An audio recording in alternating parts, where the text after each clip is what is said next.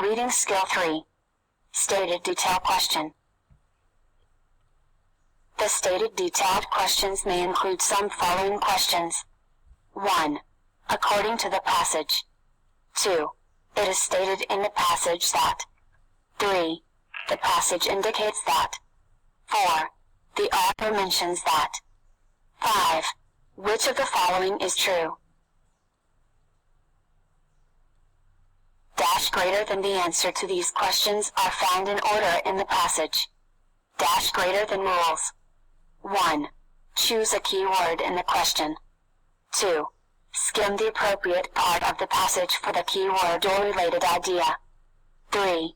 Read the sentence that contains the key word or idea carefully. 4. Look for the answer that relates an idea in the passage. 5. Eliminate any definitely wrong answers and choose the best answer from the remaining choices. Ice ages, those periods when ice covered extensive areas of the Earth, are known to have occurred at least 6 times. Past ice ages can be recognized from rock strata that show evidence of foreign materials deposited by moving walls of ice or melting glaciers. Ice ages can also be recognized from land formations that have been produced from moving walls of ice, such as U-shaped valleys, sculptured landscaped, and polished rock faces.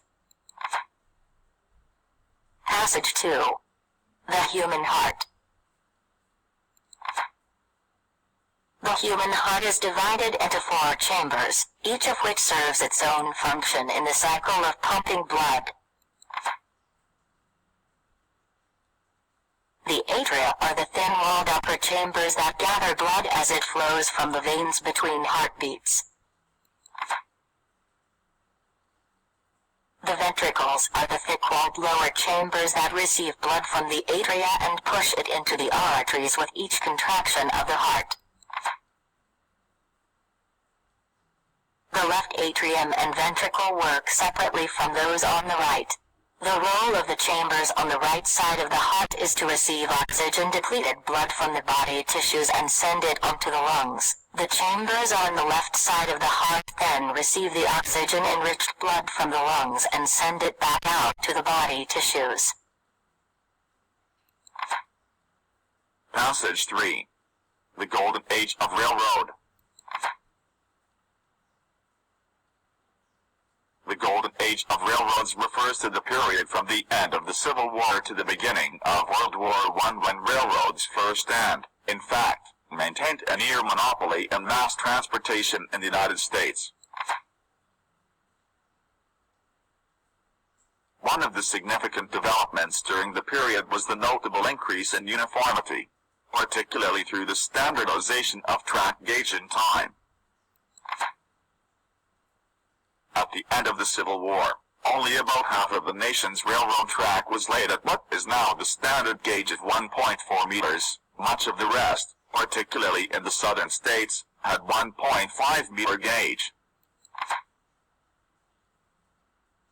During the post-war years, tracks were converted to the 1.4 meter gauge, and by June 1, 1886, the standardization of tracks was completed, resulting in increased efficiency and economy in the rail system. A further boon to railroad efficiency was the implementation of standard time in 1883. With the adaptation of standard time, 4 time zones were established across the country, thus simplifying railroad scheduling and improving the efficiency of railroad service.